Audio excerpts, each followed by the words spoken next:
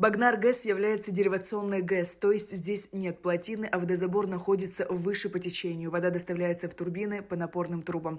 Электростанция находится в селе Хышха Гагрского района. Общая площадь объекта 490 квадратных метров. Багнар ГЭС более 30 лет находился в удручающем состоянии. Работы по ее восстановлению начались несколько лет назад. Данный объект был приватизирован нами в 2018 году согласно закону Республики Абхазии о приватизации муниципальной собственности и республиканской. Были сложности, стоит отметить, что Багнар ГЭС не функционировал порядка 30 лет. Это было связано с возгоранием генератора, который установлен здесь в машинном зале, в здании основного ГЭС. Собственно, был проведен комплекс работ, связанный с выявлением основных узлов ГЭСа, какие проблемы есть.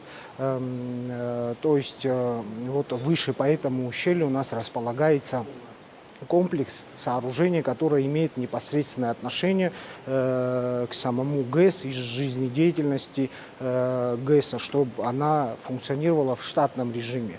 Это деривационный тоннель безводонапорный, протяженность которого составляет порядка 1,5 километров. На момент нашего прихода он был полностью завален. В сам туннель невозможно было привлечь специальную технику, поэтому все работы проводились исключительно вручную. Нужно отметить, что вода по этому туннелю проходит не только на ГЭС, но и в село, в котором расположена сама станция. В данный момент, вот в условиях реального времени, мощности, которые мы можем здесь получить, это порядка 500 киловатт. Но, естественно, будет зависеть от погодных условий и других факторов в том числе. На сегодняшний день из-за оползня подъехать к электростанции практически невозможно. Несмотря на это, все рабочие были на местах. Порядка 2 лет шел процесс восстановления. Мы занимались пусконаладочными работами.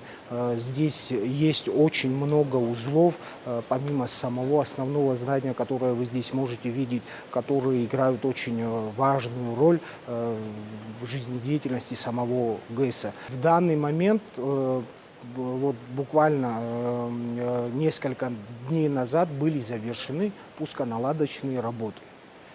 То есть, чтобы отладить весь механизм, чтобы ГЭС функционировала в штатном режиме, занимались этой работой.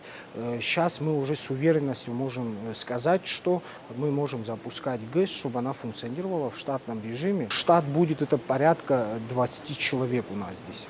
Да. Будем привлекать обязательно, конечно же, местных жителей. Как добавил директор Багран ГЭС Адгур Логуа, в связи с энергетическим кризисом в республике принято решение всю перерабатываемую электроэнергию с данного объекта на безвозмездной основе поставлять в сети Черноморэнерго. Себестоимость электроэнергии составляет около 6 рублей за 1 киловатт в час. По этому вопросу были проведены переговоры с руководством Черноморэнерго. В письменном виде руководство было уведомлено. В данный момент идут переговоры по технической части, как реализовать этот переток. Наши специалисты в плотном контакте с руководством и представителями РУП Черноморэнерго.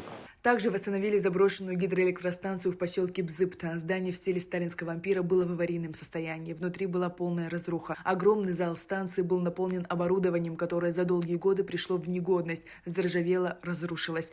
По лесистому склону горы проложена стальная труба, по которой водный поток направляется к турбинам ГЭС. Здесь практически все сделано с нуля, вплоть до реставрации здания.